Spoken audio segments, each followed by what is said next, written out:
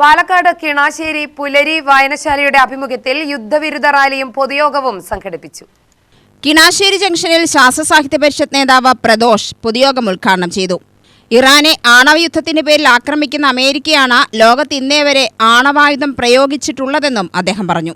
പിഞ്ചുകുട്ടികളെ കൂട്ടക്കൊല നടത്തിയ Trump സമാധാനത്തിനുള്ള Nobel സമ്മാനം തനിക്ക് വേണമെന്ന് പറഞ്ഞയാളാണ്. ലോകത്ത് യുദ്ധമൊന്നിനും പരിഹാരമാവില്ലെന്നും പാവപ്പെട്ട കോടിക്കണക്കിന് മനുഷ്യരുടെ പട്ടിണി മാറ്റുകയാണ് പ്രധാനമെന്നും പ്രദോഷ് പറഞ്ഞു. പുലരി പ്രസിഡന്റ് കെ.ടി. ദിലീപ് കുമാർ പ്രസംഗിച്ചു. ഒരു കാലഘട്ടത്തിൽ ഞങ്ങൾക്ക് രാഷ്ട്രീയ അഭിപ്രായ വ്യത്യാസം ഏറെ ഉണ്ടായിരുന്നു. അതാണ് ഇന്ത്യയുടെ പ്രധാനമന്ത്രി ഇന്ദിരാഗാന്ധി.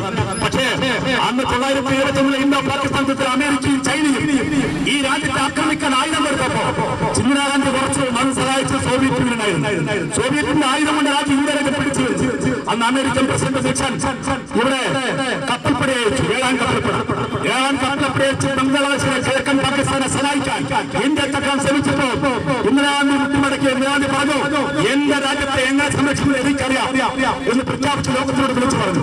ഒരു അമേരിക്കയൊന്നും ഭയപ്പെട്ടു പോയില്ല. ആ ഏഴാം കപ്പൽപ്പട തകർക്കാൻ അന്ന് സോവിയറ്റിന്റെ രഹസ്യമായ പദ്ധതി കൊണ്ട് 20ാം കപ്പൽപ്പട അയച്ചുകൊണ്ട് സോവിയറ്റിൽ അമേരിക്കയുടെ ഏഴാം കപ്പൽപ്പടയുടെ വിമാനവാഹന കപ്പലുകളെ തകർത്തുകൊണ്ട് കെട്ടാനപ്പോൾ അമേരിക്ക പിന്തിരിഞ്ഞു പോയി. ബംഗാളിന്റെ കടപ്പില ബംഗാൾ ഉൾപ്പെടുന്നില്ല. ഇന്ത്യ സമാധാനത്തെ അപ്പുറത്തോട് പോയി. കെ.ടി. ഉദയകുമാർ അധ്യക്ഷത വഹിച്ചു.